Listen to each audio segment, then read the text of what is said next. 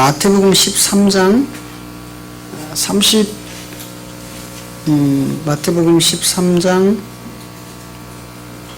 36절부터 우리 42절까지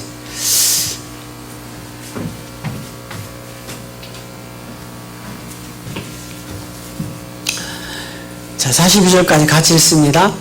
이에 예수께서 무리를 떠나사 집에 들어가시니 제자들이 나와 가로되 밭의 가라지의 비유를 우리에게 설명하여 주소서. 대답하여 가라사대 좋은 씨는 뿌리는 이는 인자요 밭은 세상이요 좋은 씨는 천국의 아들들이요 가라지는 악한 자의 아들들이요. 가라지를 심은 원수는 마귀요 추수 때는 세상 끝이요 추수꾼은 천사들이니 그런즉 가라지를 거두어 불에 사르는 것 같이 세상 끝에도 그러하리라. 인자가 그 천사들을 보내리니 저희가 그 나라에서 모든 넘어지게 하는 것과 또 불법을 행하는 자들을 거두어내어 풀무불에 던져 넣으리니 거기서 울며 이를 갈미 있으리라. 아멘.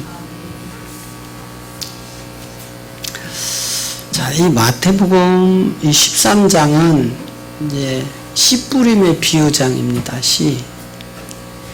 그리고 이 마태복음 13장의 비유가 정말 중요한 내용들이죠. 이 내용들을 알지 못하면 우리는 교회에 그냥 엉터리로 다니고 있는 거예요.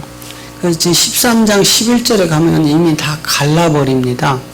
그러니까 여러분, 우리가 아무나 이곳에 와서 들을 수 없는 것을 여러분들 느끼시죠? 아무리 얘기해도 여기 와도 안 들리는 사람이 있고 아예 오지도 않아요. 그게 설령 내 부모님이라 할지라도 내 자식이라 할지라도 내 형제 자매라 할지라도 아무나 와지지 않더라 이 말이에요. 자, 12절 저기 11절 가보세요. 마태복음 13장 11절을 가면 이미 갈라놓은다니까. 자 보세요. 대답하여 가라사대 천국의 비밀을 아는 것이 너희에게는 허락되었으나 저희에게는 허락된 자와 허락되지 않은 자로 갈라버리죠. 예? 갈라요. 우리 최국신 그 권사님 참 대단한 분이잖아요. 김영복 집사님 그냥 바로 그냥 같이 그냥 부부는 일심동침이라고 바로 한 분이 돼가지고 따라오셨어요. 예? 얼마나 귀한 분이에요. 그냥 첫날 오실 때 같이 두 부부가 오신 거예요.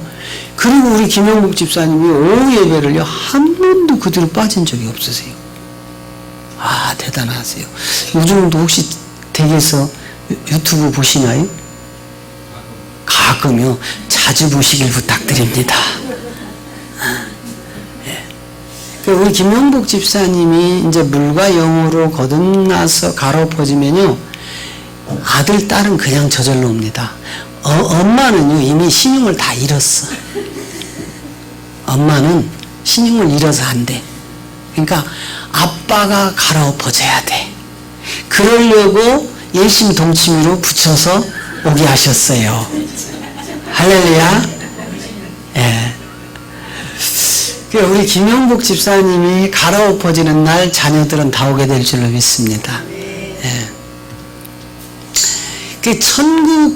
천국의 비밀을 아는 자와 모르는 자로 딱 갈려놔 버렸어요. 그러니까 천에 없어도 아닌 자들은 아닌 거예요. 여기는 저 비밀을 아는 자들에게만 허락된 장소입니다. 할렐루야. 예. 그래서 우리는 반드시 이 길을 가야자. 12절 13절을 이어서 같이 봅니다. 무릇 있는 자는 받아 넉넉하게 되되 무릇 없는 자는 있는 것을 빼앗기리라. 여러분 저것은 이 땅에 잘 먹고 잘 살고 복 받은 거 빼앗기고 이런 내용이 아니에요. 에? 그런 내용이 아니라고요. 우리는 저런 걸 보면 예수 믿는 사람은 넉넉히 받고 예수 안 믿는 사람들은 있는 것까지 뺏긴대. 여러분 예수 안 믿는 사람이 더 잘 살아요. 더 부유하고요.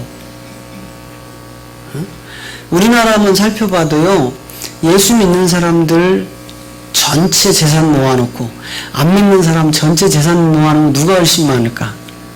안 믿는 사람이 훨씬 많아요. 그냥 대표적으로 삼성 저기 누구죠? 지금 부회장 이재용 씨 한 명하고 그 다음에 현대 그 뭐 정몽 뭔가 그 회장 한 분하고 LG 구뭐 이런 분들 대표적으로 몇 분만 딱 모아놓으면 기독교 전체 다 갖다 붙여놔도 안 돼. 그쵸? 그런데 뭐가 예수 믿는 사람이라고 해서 받아서 넉넉해지느냐 이 말이에요. 그건 그런 걸 이야기하는 게 아니고 지금 앞서서 천국 비밀이라는 걸 얘기했죠. 그죠? 그러면은 뭐가 있느냐는 넉넉해진다는 거예요. 천국 복음이 계속 받은 자들에게는 그 넓이와 높이와 길이와 넓이와 높이와 길이와 뭐 하나 또 있는데 갑자기 생각나요. 깊이가 넓어지고 이거를 넉넉해진다고 하는 거예요. 아버지 품의 세계가 자꾸 확장되는 걸 넉넉하게 된다는 거예요. 그러면 있는 자들은 빼앗긴다는 말은 무슨 얘기예요? 이게 여러분 신앙이라는 것은요 제자리에 머물러 있는 건 절대로 없습니다. 퇴보하든지 앞으로 가든지 둘 중에 하나입니다. 그러니까 퇴보한다는 사람들은 그 자리에 머물러 있는 자체가 퇴보예요. 그리고 계속 넉넉해지는 자들은 계속 확장되어서 간다니까. 우리가 이렇게 받아 넉넉하게 될 줄로 믿습니다.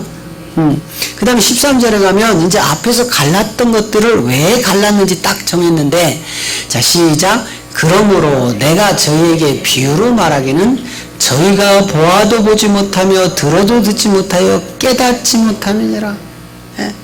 보아도 보이지 않는 거예요. 눈은 떴는데 안 보여. 귀를 뚫렸는데 안 들려. 저 봐요. 저쪽 또 말썽부린다. 저기 가서 그 문 좀 잠그라고요. 아까 오전에 엉망이 됐어. 목양실이.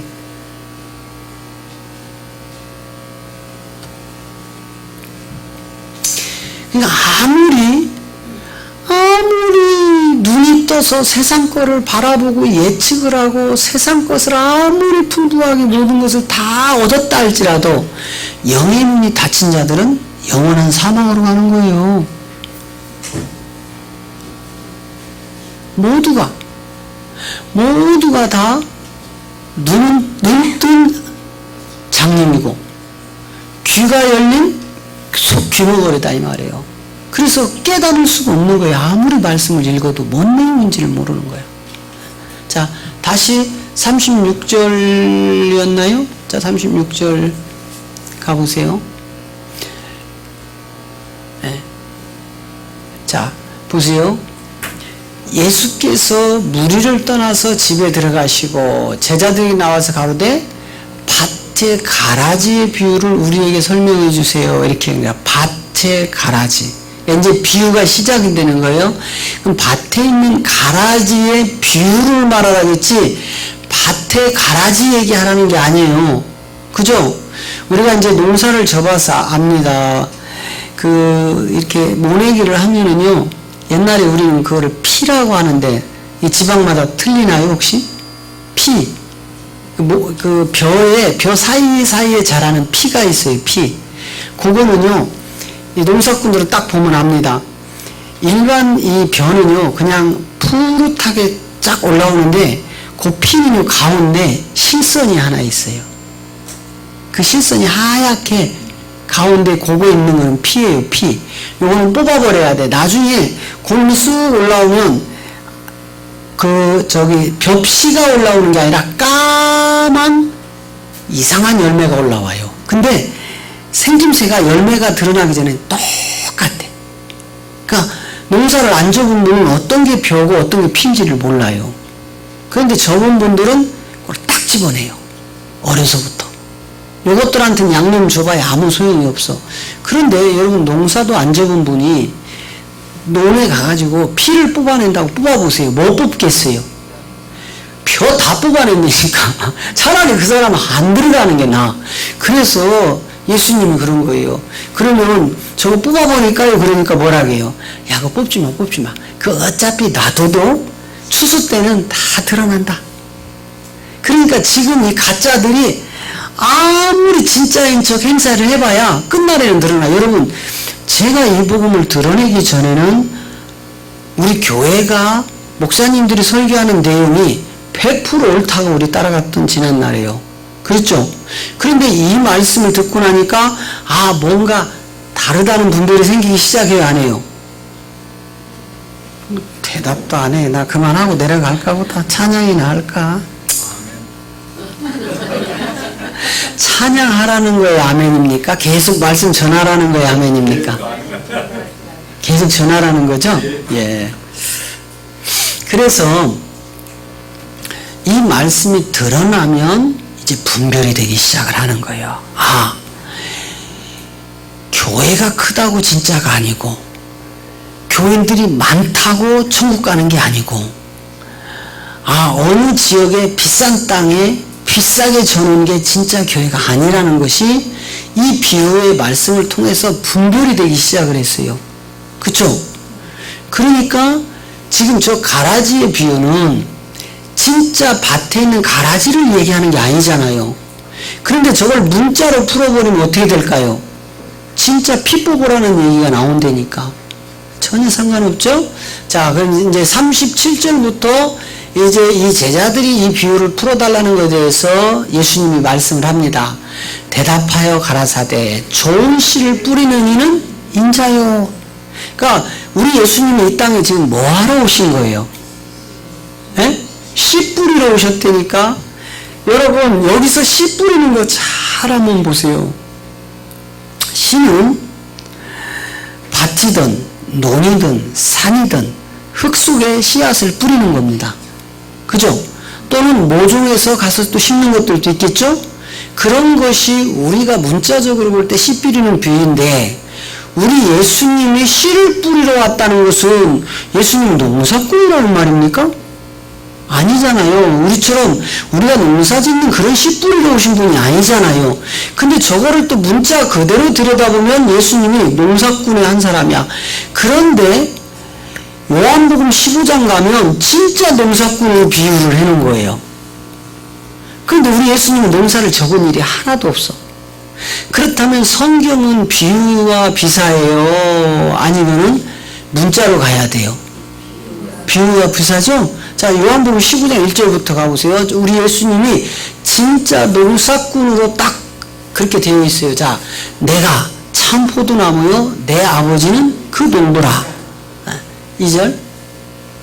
무릇 내게 있어 과실을 맺지 아니하는 가지는 아버지께서 이를 제어로 보시고, 무릇 과실을 맺는 가지는 더 과실을 맺게 하려 하여 이를 깨끗하게 하시느니라. 너희는 내가 일러준 말로 이미 깨끗하여졌으니 내 안에 거하라. 나도 너희 안에 거하리라. 가지가 포도나무에 붙어있지 아니하면 절로 과실을 맺을 수 없음같이 너희도 내 안에 있지 아니하면 그러하리라. 5절. 나는 포도나무요 너희는 가지니 저가 내 안에 내가 저 안에 있으면 이 사람은 과실을 많이 맺나니 나를 떠나서는 너희가 아무것도 할 수 없다. 자, 우리 예수님이 분명히 밭에 씨 뿌리는 자는 인자라고 분명히 그렇게 되어 있죠. 자, 그러면 37절에서 우리 예수님이 씨 뿌리는 인자로 딱 드러났는데, 요한복음 15장 가니까 우리 예수님이 오늘날 농부처럼 실질적으로 씨를 뿌렸어요? 아니면은 구원의 씨를 뿌렸어요? 그거였다 이 말이에요. 구원의 씨를 뿌리러 온 거예요. 그러면 문자적으로 가면 성경이 닫혀 있을까요? 열려 있을까요? 다 닫혀버릴 수밖에 없는 겁니다. 다. 그래서 지금 오늘 마태복음 13장 37절이 밭에 인자가 씨 뿌리러 왔다 한 그 말씀이 요한복음 15장 가니까 포도농사로 바뀌어버렸는데, 이 포도가 누구였어요? 이방인인 우리였더라 이 말이에요. 그래서 노아홍수가 끝난 후에 첫 번째 뭘 생산을 하죠? 포도농사를 생산을 해서 그 포도로 제사를 드리고, 짐승과 포도로 제사를 지내고, 그리고 그 포도에 취해서 누워있는 거예요. 여러분, 여기서 아주 심오한 진리인데 이건 유튜브라 제가 지금 말씀을 못 드려요. 왜 포도에 취해야 됐고, 포도주에 취해야 됐고, 그리고 왜 포도주에 취한 노아가 벌거벗고 누워있어야 되며, 그리고 이 포도주를 통해서 왜 갈라야 되는지, 함과 셈과 야벳을 갈라야 됐는지, 예?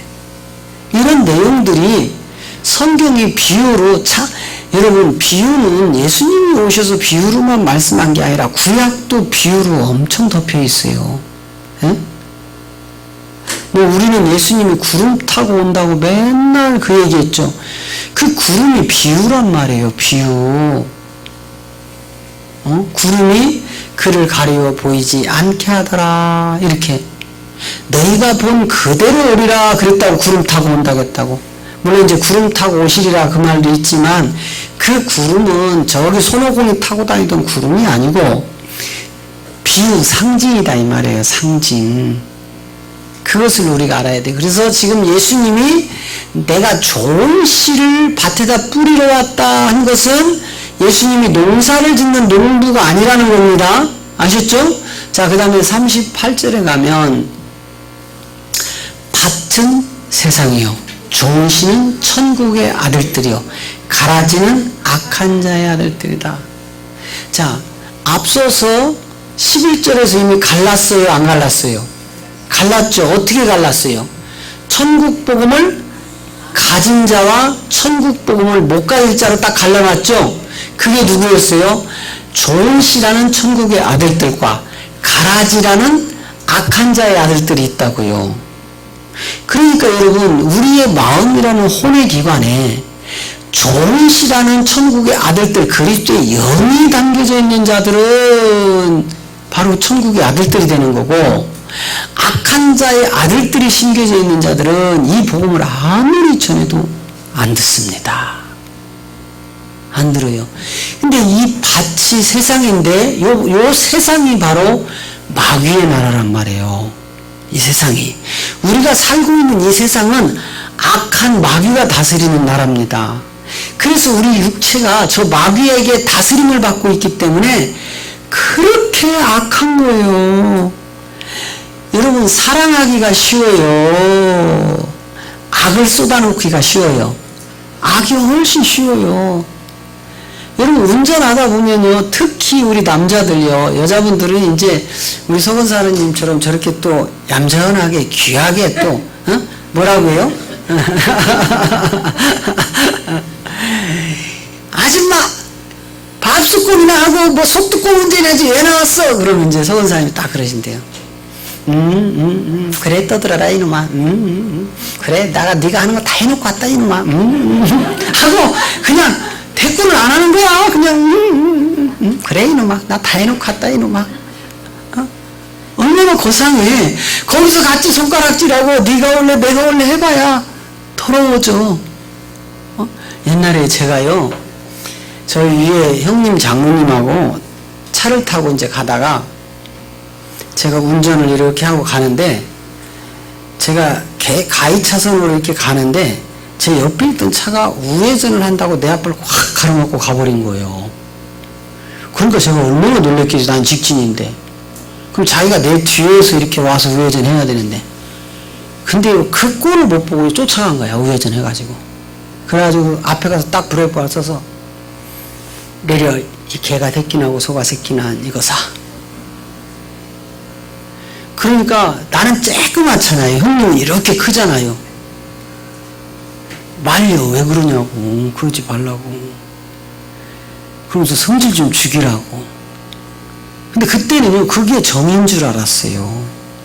막 의기에 분내고 운전 천천히 하면 막 소뚜껑 운전이나 해야지 왜 나왔냐고 막 이러고 막 난리를 칠 때였는데, 근데 어느 날 또 형님이 혼자 운전을 하고 가다가 앞차 트레일러 큰 거 차를 좀 놀래켰나 봐요. 그러니까 그 차가 와서 신호등에 딱 걸려있는데 탁 내리더니요, 문 내려! 개가 새끼나고 소가 새끼난 누구야? 그래서 형님 차를 문을 딱 내렸대요. 그랬더니 뺨을 한 대 탁 탁 치는데 꼭 저만 하더래.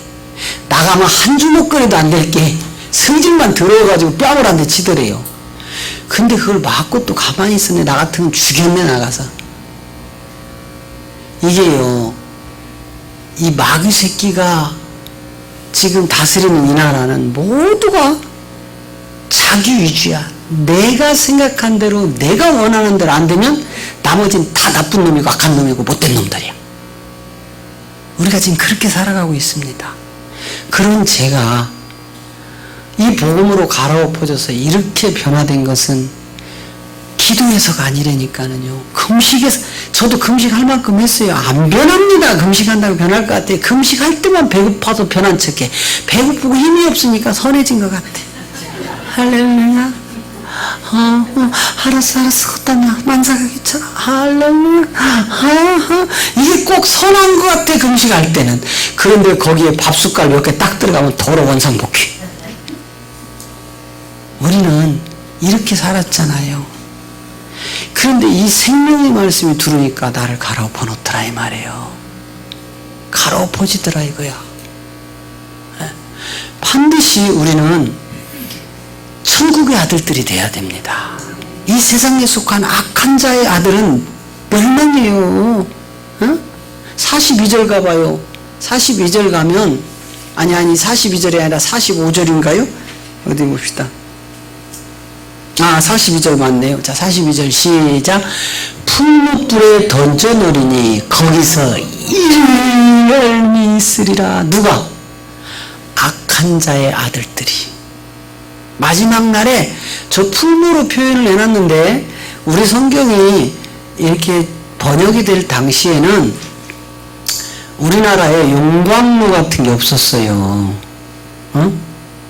저기 포항제철이나 현대제철이나 이런 데 가면 쇠를 녹여서 이렇게 액체로 만드는 용광로 있죠. 저게 사실은 풀무니까 약해. 우리나라에는 저 풀무밖에 없었어요. 그러니까 영어로는 저게 뭘로 되어 있는지 모르겠는데 아마 영어로 들을 때 미국이나 유럽은 발달이 되어 있어서 용광로가 있었을 겁니다. 거기는 아마 용광로라고 되어 있을 것 같아. 근데 우리나라에 와보니까 용광로를 표현할 방법이 없는 거야. 왜? 그런 실물이 없으니까. 그래서 여러분 천국이라는 것은 가서 바울도 보고 오고 요한도 보고 왔는데 천국을 설명을 못해요. 왜? 이 땅에 있는 게 하나도 없어 천국에. 거기는 영의 세계고 여기는 육의 세계니까. 그러니까 자꾸 사람들이 육의 세계 가지고 천국을 오해해서 자꾸 엉터리 성경을 번역을 하고 엉터리 주석을 만들어내고 자기들이 똑똑하다고 기득권을 가진 교회 사이즈가 크고 사람이 많이 모이고 뭐 목사님들의 그 스펙이 뛰어난 사람들의 말을 다 믿고 따라가는 시대라고요. 그러니까 저 풀무불은 사실은 용광로보다 더 센 거거든요. 그런데 저렇게 풀무불이라고 번역할 수밖에 없는 건 이 번역돼서 이 한국에 우리나라에 저 성경이 들을 당시에는 최고 센 게 저 풀무밖에 없어. 막 돌려가지고 그것도 없을 때는 뭐였어요? 부채. 그죠? 이거 갖다 막 이래서 불 피웠다고요.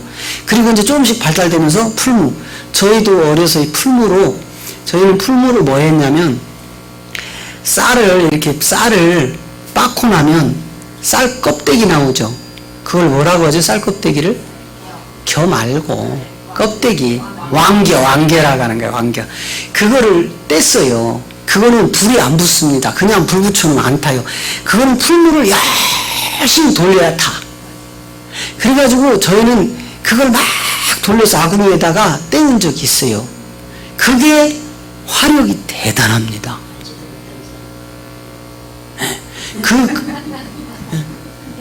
그거는 불이 이렇게 막 고추나무는요, 장작 이렇게 쌓아놓고 불 딱 대면 푹 했다 그냥 바로 꺼져버려요. 그냥 삽시간에 탔다가 푹 꺼져. 근데 이 왕개는요, 풀무로 막 하면은 불꽃이 확은 안 피지만 살짝 불꽃이 오는데 강렬합니다. 그 풀무불은 이제 이건데, 이게 저 번역 시대에는 가장 강력한 불로 이제 번역이 되어져 버렸단 말이에요. 그러니까 그 센 불구덩이에서 악한 자의 아들들은 이를 갈며 운다는 비유로 딱 갖다 집어든 거예요. 그러니 성경이 비유가 풀어지기 시작을 하면요, 너무너무 신기하고 재밌습니다. 우리 청년들이 이런 비유풀이를 쫙 해가지고 신천지하고 1대1로 붙어서 그냥 다 케어시켜야 되는데. 할렐루야? 예. 이제 제가 신천지 강사 안 만나기로 했잖아요. 요 인간들 만났더니 요거 갖다가 지네 것처럼 좀 써먹고 있대잖아. 몰랐어요. 삼기 목사님 중에 한 분이요, 저한테 그러더라고요. 목사님, 나는 처음에 목사님이 동영상 올린 줄 알았어요. 그래서 자세히 봤더니 신천지더라고요. 똑같이 합니다, 목사님하고. 걔들 그런 거 전혀 모르던 애들이거든요. 제가 3년 전까지만 해도 신천지 강사들 만나서 성경 가지고 부딪힐 때 전혀 모르던 애들인데, 제가 그들을 앞에 앉혀놓고 2시간씩 가르쳤던 거를 걔들이 가져가 버렸어. 그래서 이제 더 깊은 내용은, 그건 다행히 기초 가르쳐 준 거야. 그러니까 깊은 내용은 걔들이 몰라. 이제 신천지 만나지 말아야 되겠다. 강사들하고 붙어서 성경 풀어보니까 걔들이 가져가더라고. 그리고 지네 거라고 해. 자, 다시 38절로 가보세요. 38절로 가면, 자, 밭은 세상이었고 이것은 마귀의 나라였고 좋은 씨는 천국의 아들이고, 이게 그리스도의 영이 들어간 자들 얘기하는 거예요. 가라지는 악한 자의 아들이다. 누구의 악한 영이 들어간 거. 자, 그 다음 39절. 가라지를 심은 원수마귀요. 가라지는 누가 심었대요? 원수마귀가. 하나님의 아들들은 누가 심었대요? 인자인 예수님이. 그래서 이 마귀요, 추수 때는 세상 끝이요, 추수꾼은 천사다. 참 이게, 여러분 여기서 보세요. 가라지를 심은 원수 마귀가 추수 때에, 이제 추수 때가 세상 끝으로 드러나죠. 이때 추수꾼이라는 천사들이 등장하는데, 여러분 여기서 참 유튜브에 나갈 거라 참 어려운데, 여러분 여기서 추수꾼은 천사들이니 한 이야기가 둘로 나눠지거든요. 이게 이제 마지막 추수의 종이라는 세계와 이 추수의 종들을 통해서 돕는 자가 나오는 진짜 추수꾼들. 그러니까 실질적으로 여러분 이게 뭐냐면, 에스겔 성전이 완성이 되기 위해서는 반드시 선지자 누가요? 에스겔이 대언을 해줘야 되죠. 그러면 이 대언을 해주는 자는 누구겠어요? 여러분, 참 이게 조심스러운 거야. 왜냐면 이 대언을 해주는 자를 지금 제가 여기서 지칭을 해가지고 유튜브에 딱 나가면 반발하고 달라든다니까요. 이따가 끝나고 저한테 개인적으로 물어보세요. 답을 드릴게. 그 에스겔 성전이 세워지는 대언의 영을 통해서 생기가 돌아와서 하나님의 군대가 된 이 추수꾼과 그 대언의 영을 집어넣은 군대를 만들어내는 이 천사들이 따로 있다 이 말이에요. 여러분 좀 감이 잡히시나요? 제가 지칭은 안 해도? 참, 그러니 저 성경이 어떻게 이렇게 신비하게 우리 주님이 비유로 감춰놓으셨느냐 이 말이야. 아무리 읽어도 까만 건 글씨요, 하얀 건 종이에 불과하게끔 다 감춰놔버렸어요. 그래서 다 풀어지는 거예요. 성경이 얼마나 잘 풀어냈지 몰라요. 우리 멋쟁이 하나님. 이야, 정말 멋쟁이 하나님. 응? 이따가 개인적으로 저 39절을 물어보세요. 근데 내가 이따 개인적으로 여러분들 만나서 할 때 저게 생각날지 모르겠다. 잊어버리면 나도 몰라요. 네. 자, 그 다음에 40절에 가면, 자, 그런즉 가라지를 거두어 불에 사르는 것 같이 세상 끝에도 이러하리라. 여러분, 가라지를 거두어, 저 가라지는 누구였죠? 악한 자의 아들이었죠? 악한 영의 아들들이란 말이에요. 그것을 세상 끝날에 싹 거두어서 어디로 가요? 아까 42절에 풀무불이라는 용광로보다도 더 이글이글 타는 그 지옥불에 집어넣어버린다 이거. 세상 끝날에, 끝날. 그 끝이 되기 전에는 저놈들이 세상을 주관하고 있다 이 말이에요. 저것들이. 응? 저것들이 철저하게 세상 주관자 노릇을 하는 거예요. 자, 그 다음에 41절. 자, 인자가 그 천사들을 보내리니 저희가 그 나라에서 모든 넘어지게 하는 것과 또 불법을 행하는 자들을 거두어내고, 자, 인자가 그 천사들을 보낸다 이렇게 됐어요. 그런데 저게 요한복음 16장 우리가 7절에 가면 저 이야기거든요, 사실은. 근데 이게 무슨 내용인지를 갖다가 연결을 못 시키는 거야. 자, 요한복음 16장 그 7절 가봐요. 7절이 전 내용이에요. 인자가 천사를 보낸다 이 이야기거든요. 자, 보세요. 그러하나 내가 너희에게 실상을 말하노니, 아까 인자가 천사를 보내리라 이게 지금 실상으로 돌아오는 거예요. 실상을 말하노니 내가 떠나가는 것이 너희에게 유익이라. 내가 떠나가지 아니하면 보혜사가 너희로 오지 않을 것이다. 가면 그가 그를 너희에게로 보낸다 이렇게 얘기했어요. 그랬더니요, 아이고 제자들요 저 이야기 듣고 요한복음 14장으로 가봐요. 뭐라고 하는지. 자, 요한복음 14장 그 2절부터 보세요. 3절부터 봅시다. 자, 3절부터 보면, 자, 가서 너희를 위하여 처소를 예비하면 내가 다시 와서 너희를 내게로 영접하여 나 있는 곳에 너희를 있게 하리라. 이랬더니 우리 예수님이 집 지러 갔대. 왜? 아, 그래서 우리 예수님이 목수의 아들로 왔구나. 집 지려고. 맞아, 떨어지네. 우리는 이렇게 미련하게 설교를 하는 거예요. 아니, 우리 예수님이 무슨 그 나라가 육의 나라입니까? 그 나라가 우리처럼 이렇게 현상의 세계냐고요. 거긴 영의 나라잖아. 그런데 무슨 집을 지러 갔겠느냐고요. 저 말은 그 말이 아니란 말이에요. 저것도 이제 또 한번 풀으면, 자, 그 다음에 4절부터 보면 이제 분명히 집 만들어 간다. 내가 가는 곳에 그 길을 너희가 알리라. 쭉 보세요. 도마가 가로되 주여 어디로 가시는지 우리가 알지 못하거늘 그 길을 어찌 알겠사옵나이까. 예수께서 가라사대 내가 곧 길이요 진리요 생명이니 나로 말미암지 않고는 아버지께로 올 자가 없느니라. 너희가 나를 알았다면 내 아버지도 알았으리로다. 이제부터는 너희가 그를 알았고 또 보았느니라. 이제 실상을 얘기하는 거예요. 빌립이 가로되 주여 아버지를 우리에게 보여주시옵소서. 그리하면 족하겠나이다. 예수께서 가라사대 빌립아 내가 이렇게 오래 너희와 함께 있을 때 네가 나를 알지 못하느냐? 나를 본 자는 아버지를 보았거늘 어찌하여 아버지를 보이느냐? 그러니까 이제 진짜 실상을 드러내는데도 이때는 저 제자들이 눈이 밝아져요, 안 밝아져요? 다 유기능만 가지고 있죠? 한 개도 안 보이는 거예요. 예수님이 지금 실상을 말하는데도 알아듣는 자가 없어요. 오늘 이 시대도 성경의 비유를 풀어서 실상을 말씀을 드리는데 기독교인들이 깜깜해졌다 이 말이에요. 뭔 이야기인지를 모르는 거야. 뭔 이야기인지를. 다시 요한복음 16장 아까 7절 했죠. 7절로 가보면 이제 그 세계란 말이에요. 자, 내가 너희에게 실상을 말하는데 내가 떠나가는 것이 너희에게 유익이고 내가 떠나가지 않으면 보혜사가 너희에게로 오지 않고 가면 내가 그를 너희에게 보내준다. 이 실체가 드러난 거예요. 자, 다시 아까 마태복음 13장 40절이었나요? 41절에 이제 그 내용이란 말이에요. 이게 실상이라, 이 실상이 드러난 거예요. 다시 잡으세요. 41절에서 그 이야기죠. 자, 인자가 천사를 보내리나 이렇게 됐다고요. 그럼 실상이 드러났죠. 뭐를 보내겠다는 건지 알겠죠. 그래서 저희가 그 나라에서 모든 넘어지게 하는 것과 불법을 행하는 자들을 내가 거둘 것이다. 넘어지게 하고 불법을 행하는 자들이 이 천사를 보내서 갈라버리는 거예요. 그러면 이게 아까 39절에서 그 추수꾼과 이 천사들이 딱 드러나는 거예요.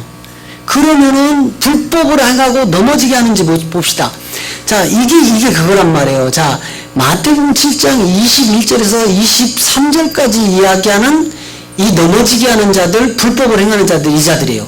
세상이 아니려고요. 자, 보세요. 나더러 주여 주여 하는 자마다 천국에 다 들어갈 것이 아니요 다만 하늘에 계신 내 아버지의 뜻대로 행하는 자가 들어간다. 그러니까 하나님의 아버지의 뜻대로 행하는 아들들과 입술로는 주여 주여 하면서 천국에 못 들어갈 악한 자의 아들들이 이렇게 극렬하게 갈려버려요. 그러니까 이 자들이 이제 넘어지게 하고 불법을 행하는 자들인데, 자, 뭐 때문에 불법을 행하고 넘어지게 하는지 22절에 보세요. 22절에 가니까 그날에 많은 사람이 나더러되 예수님 예수님 우리 예수님의 이름으로 내가 선지자 노릇하며 우리 예수님의 이름으로 내가 귀신을 쫓아내며 우리 예수님의 이름으로 내가 얼마나 많은 권능을 행하였나이까. 지금 교회가 이렇게 해요, 안 해요? 근데 그렇게 한 너희들 요 권능을 내가 다시 집어넣을게요. 돌아갔다 제가 잊어버리면 저 권능에 대해서 한번 외쳐주세요. 자, 23절에 가니까 그때에 내가 저희에게 밝히 말하되 내가 너를 도무지 알지 못하니 불법을 행하는 자들아 내게서 떠나가라. 그러면 아까 넘어지게 하고 불법을 행하는 자들을 지옥불에 갖다 집어든다고 했죠. 누구였어요? 지옥불에 들어갈 자들이 누구였어요? 악한 자들인데 누구 의미입니까? 아, 예수 이름으로 뭐하는 자들이었어요. 예수 이름으로 선지자 노릇하고 예수님의 이름으로 귀신을 쫓고 예수님의 이름으로 능력을 행해서 자기 배불린 자들이잖아요. 어? 그래서 지금 대형 교회 목사님들이 지금 죽을 때까지 그 이자만도 못 쓴다니까. 물론 안 그런 목사님들도 계시지만 여러분 1년에 8억씩 10억씩 5억씩 연봉으로 받은 그 목사님들이 그 재산 다 어디 있겠어요? 그 많은 재산 어디 있겠느냐고. 그런데도 불구하고 성도들은 그 헌금하니라고 그 가난하고 힘들어도 11조 떼고 감사하고 건축하고 선교하고 얼마나 애기 코 묻은 돈 아닙니까? 그거 모아서 예수님 이름으로 저 짓을 한 그 자들이 바로 넘어지게 하는 자들이고 그 자들이 바로 불법을 행하는 자들이라고 하잖아요. 그런데 여러분 다시 이제 보세요. 아까 22절에 가니까 자, 두 가지는 우리가 많이 들었어요. 야, 네가 예수님의 이름을 주님 주님 하면서 선지자 노릇지 않느냐? 네가 예수님의 이름으로 귀신을 얼마나 내쫓았느냐? 네가 예수님의 이름으로 얼마나 많은 권능을 행치 않았느냐? 여러분이 권능을 아셔야 돼요. 권능이 뭘 것 같아? 저게 사도행전 1장 8절에 가면 저 권능에 대해서 이야기를 해요. 자, 사도행전 1장 8절 가보세요. 자, 오직 성령이 너희에게 임하시면 너희가 권능을 받고 예루살렘과 온 유대와 사마리아와 땅끝까지 이르러 내 증인이 되리라 그랬어요. 성령이 너희에게 임하시면 너희가 뭘 받았어요? 그런데 불법을 행하는 자들이 뭘 갖다 썼어요? 저 권능을 썼는데 왜 저 권능을 썼는데 넘어지게 하고 불법을 행하는 자들이었느냐? 저기서 권능은 병 고치고 귀신 쫓고 선지자 노릇하고 환상을 보고 예언을 하면서 내가 원하는 육체 것을 채우는 게 아니었고 저기서 말하는 저 권능이 내 증인이 되는 실질적으로 여러분 저것은 예수가 그리스도 되는 생명으로 들어온 자들이 몸된 성전을 이뤄서 하나님의 아들들이 되는 걸 권능이라고 하는 거예요. 예? 그게 마태복음 16장 18절이라고요. 반석 위에 세운 교회, 몸된 성전, 그 교회가 그리스도의 신부, 이걸 권능이라고 하는 거예요. 뭐 귀신 쫓고 능력 행하고 막 이런 권능을 행하니 그거 잘못 썼죠, 그죠? 우리 주님이 말씀한 것은 마태복음 16장 18절을 열어보세요. 요거 세우려고 당신이 죽으셨단 말이에요, 십자가에서. 그런데 우리는 그거는 저쪽으로 갖다 옮겨놓고 꿈꾸고 환상 보고 귀신 쫓고 능력 행하는 권능으로 다 바꿔 먹어버렸단 말이에요. 왜 마태복음 안 바꿔주죠? 자, 시작. 또 내가 너에게 이르노니 너는 베드로라. 내가 이 반석 위에 내 교회를 세우리니 음부의 권세가 이기지 못하리라. 이 반석은 그리스도였잖아요, 그죠? 그리스도의 영이 내 안에 들어와서 교회가 되는 것을 능력이라고 하는 거예요. 권능이라고 하는 거라고요. 이게 신부란 말이에요. 이게 신부. 이 교회 반석. 자, 고린도전서 10장 4절로 가면 이 반석에 대해서 정확하게 이야기하잖아요. 그죠? 다 같은 신령한 음료를 마셨으니 이는 저희를 따르는 신령한 반석으로부터 마셨으며 그 반석은 곧 반석이 누구래요? 그리스도시라니까. 그러니 그리스도의 영이 내 안에 들어와서 교회가 되는 것이 권능이었다 이 말이에요. 할렐루야. 그러니 우리 교회가 지금 쓰고 있는 권능은 불법이라고 해버리는 거예요. 예수님이 그걸 가지고 너희가 불법을 저질렀기 때문에 넘어지게 하고 뭐 했다겠죠? 불법을 행했다. 자, 그래서 그렇게 행한 자들을 마태복음 13장 39절에서 40절에서 그 얘기를 하고 41절에서 그 이야기를 하고 42절에서 결과를 딱 갖다 놓은 거예요. 자, 그렇게 한 자들, 자 41절 읽고 계속 이어서 42절로 넘어갑니다. 인자가 천사들을 보내느니 저희가 그 나라에서 모든 넘어지게 하는 것과 또 불법을 행하는 자들을 거두어내어 42절 풀무불에 던져놓으리니 거기서 울며 이를 갈미쓰리라. 자, 이게 드러났습니다. 누가 풀무불에 들어갈 자고 누가 천국의 아들들이 되어서 아버지 품의 세계로 들어갈 자들인지. 그러니 이 비밀을 우리가 알고 입을 닫고 있으면 에스겔 3장 이야기하는 그 핏값을 너희 손에서 찾겠다 이 말이에요. 우린 입을 크게 벌려 그리스도의 비밀을 담대히 전하는 자가 되기를 그리스도 이름으로 축복합니다. 아멘.